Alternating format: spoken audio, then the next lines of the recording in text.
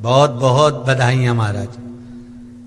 सोमवार की जन्माष्टमी का भी पर्व है, तो आप सभी को अभी से भगवान कृष्ण के जन्म महोत्सव की बहुत बहुत बधाई। हमारे लड्डू गोपाल कल्लू जी महाराज साल में एक बार उनके स्नान का हम लोग रखते हैं। तो कल रात्रि को 8 बजे से 9 बजे तक हमारे यूट्यूब चैनल पर, फेसबुक पर आप लोग लाइव ठाकुर जी के 1 घंटे का 8 बजे से 9 बजे तक स्नान का दर्शन रात्रि को कर सकेंगे। मोबाइल पर आप लोग आराम से अपने यूट्यूब फेसबुक पर ठाकुर जी के सुंदर स्नान का दर्शन, जो साल में एक बार का हम लोग करते हैं, उसका दर्शन आप कर सकते हैं। एक पात्र में जल और दूध ले लीजिए।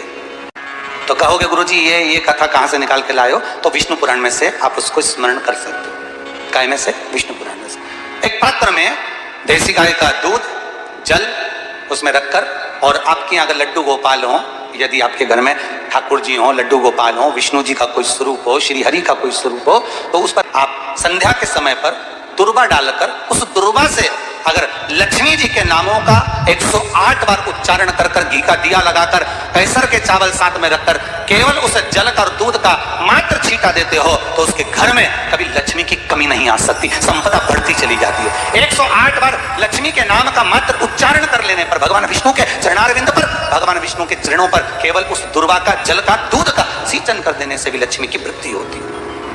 आपके घर में छोटे से ठाकुर जी हैं, आपके घर में छोटा सा कन्हैया है, और छोटे से कन्हैया जो पुराने समय का है, उसको नेत्र भी लगाने की जरूरत नहीं है, क्योंकि उसके नेत्र हैं।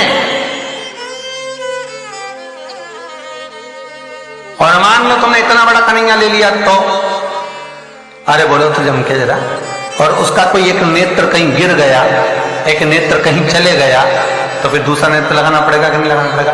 और अगर एक नेत्र पर रखोगे तो अच्छा लगेंगे कि ठाकुर जी? नहीं। तो नेत्र होना, जितनी बड़ी मूर्ति होती है, जितना बड़ा स्वरूप होता है, जितना बड़ा शिवलिंग होता है, जितनी बड़ी मूर्ति की स्थापना होती है, उतनी उसमें सेवा की और भाव की जरूरत पड़ती है। भगवान विष्णु ने जाते हुए शिव बाबा को देखा। शंकर भगवान से, भगवान नारायण ने कहा आप कुछ कहेंगे नहीं? भगवान शंकर कहते हैं नारायण चिंता मत करो, ये बद्रिकाश्रम में जो आएगा चने की दाल चढ़ा कर जाएगा, चने की दाल को मंदिर के पीछे बैठकर ओम नमः शिवाय बोलकर जो नारायण को समर्पित करेगा, उसके मनवांचित फल को मैं 3 महीने में पूरा कर दूंगा, उसके मन की कामना को मैं 3 माह में पूर्ण कर दूंगा।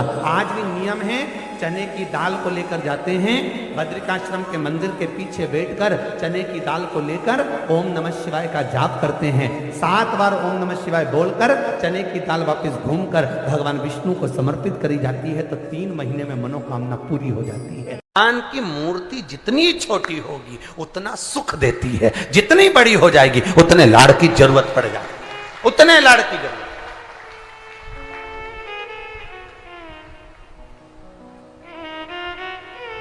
जितनी छोटी। अब आप कहोगे गुरुजी तुम इतनी बड़ी बड़ी बातें करते हो, तुम्हारे ठाकुर जी भी तो देखो कितने बड़े हैं। आपको मालूम होगा कि इंदौर में कथा थी, बहुत साल पहले, 20-1 साल पहले की बात होगी, 20-22 साल के पहले की। इंदौर के सेठ जिनके पास में ठाकुर जी थे, और उनके कोई गुरुजी, अब गुरुजी तो गुरुजी होते हैं, उन्होंने कह दिया इतनी बड़ी मूर्ति घर में नहीं होना चाहिए। अब उनको कह दिया कि इतनी बड़ी मूर्ति घर में नहीं होना चाहिए, तो वो इनको नर्मदा जी में विसर्जन के लिए लेकर जाने लगे या कहीं देने के लिए जाने लगे। वो हमारे यहाँ कथा में आए थे, तो वो अटैची लेकर आए थे, तो पूछ लिया हमने कि इस अटैची को आप कहाँ ले जा रहे हैं, क्या है इसमें? उन्होंने कहा इसमें लड्डू गोपाल है ठाकुर जी। हमने कहा कहाँ ले जा रहे हैं? हमारे गुरुजी ने कहा इतनी बड़ी मूर्ति घर में रहती है ना, तो तकलीफ होती, इसलिए हम इनको नदी में, नर्मदा जी में छोड़ने के लिए या आश्रम पर किसी के यहाँ देने के लिए जा रहे हैं। तो हमने कह दिया लाडला है, कहाँ इसको नर्मदा के जल में आप छोड़ोगे, हमको दे दो, हमारे साथ कथा में चलता रहे, आनंद से श्रवण करता रहे, भक्ति करता रहे। और क्या चीज लाडला है वो, उसका नाम हमने कल्लू रखा, हमारा कल्लुआ है, लाड लड़ा लेते। जय हो। सोमवार की अष्टमी पड़ जाए, क्या पड़ जाए सोमवार की? जम के बोलो जरा। अष्टमी, या तो सोमवार की अष्टमी पड़ जाए, या हर महीने शिवरात्रि आती है, हर महीने आती है, या तो सोमवार की अष्टमी पड़ जाए या फिर सोमवार की शिवरात्रि पड़ जाए, हर महीने आती है। प्रयास करना कहीं से देसी गाय का दूध मिल जाए, थोड़ा सा दूध देसी गाय का मिल जाए, थोड़ा सा दूध देसी गाय का, थोड़ा सा दूध अगर प्राप्त हो जाए, बेलपत्री के पत्ते से दूध कटोरी में लेकर, मात्र बेलपत्री के पत्रे से एक एक बूंद, अगर दूध आप एक बूंद अगर ज्यादा ना मिला हो, एक चम्मच भी अगर आपको दूध देसी गाय का मिल गया हो, और सोमवार की अष्टमी पड़ जाए या सोमवार की, जम के बोलो, शिवरात्रि पड़ जाए, उसमें केवल अगर देसी गाय का दूध मिल जाए, जर्सी गाय का नहीं हो, देसी गाय का अगर दूध मिल जाए, बेलपत्री के पत्ते से, तुम्हारे घर के अंदर अगर शिवलिंग है या मंदिर में शिवलिंग है या तुम्हारे नजदीक में कोई शिवलिंग है, उस पर बूंद बूंद, एक एक बूंद अगर शिवलिंग पर दूध समर्पित कर रहे हो, श्री शिवाय नमस्तुभ्यम, नमः शिवाय, या षडाक्षर मंत्र ओम नमः शिवाय, या 33 अक्षर का मंत्र महामृत्युंजय मंत्र, इसका स्मरण कर कर शिव जी पर देसी गाय का दूध समर्पित कर कर इस बेलपत्री को अशोक सुंदरी वाली जगह पर अगर आप समर्पित कर देते हैं, फिर आप जिस भी चीज के लिए अप्लाई करें, मेरा देवाधिदेव महादेव आपका हाथ पकड़कर खींचकर आगे बढ़ा ही दे।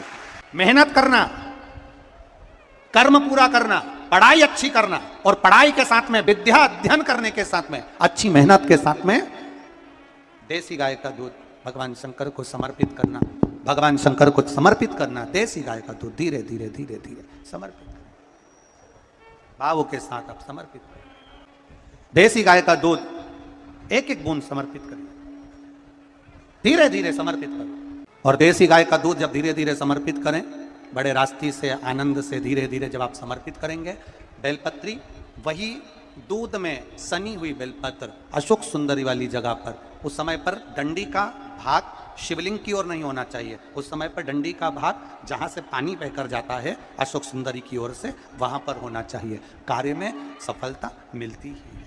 शिव तत्व को धारण करें।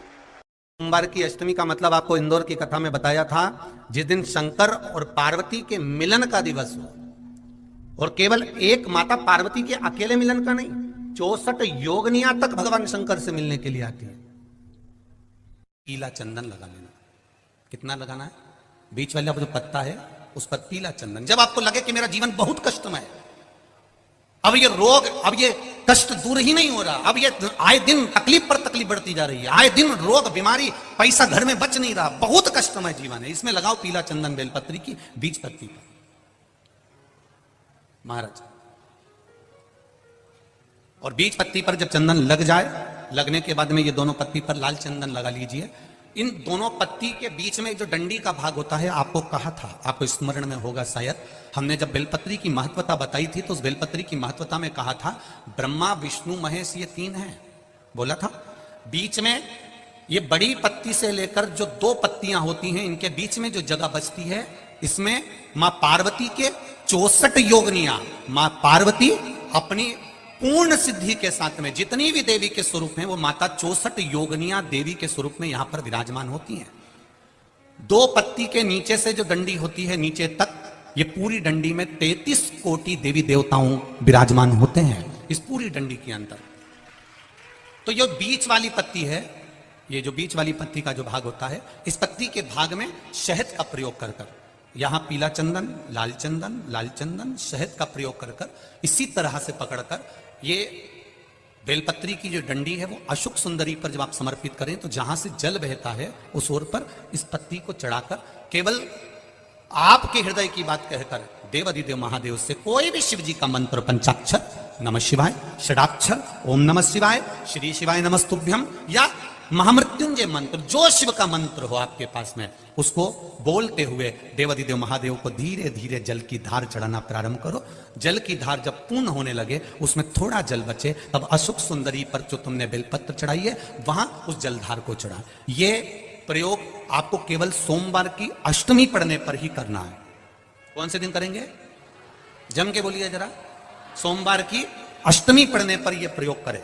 और जल चढ़ाकर बाबा से विनती कर कर उसी बेलपत्र को वापस उठाकर कहीं जलाशय में या किसी पेड़ के नीचे विसर्जन कर दें और 1 लोटा जल वहां भी चढ़ा दें। बस निवेदन कर कर आ जाइए, मेरा बाबा 3 माह के अंदर हाथ जरूर पकड़ेगा और आपको दलदल से बाहर निकाल देगा। हमें बताया था जिस दिन शंकर और पार्वती के मिलन का दिवस हो, और केवल एक माता पार्वती के अकेले मिलन का नहीं, 64 योगनियां तक भगवान शंकर से मिलने के लिए आती है।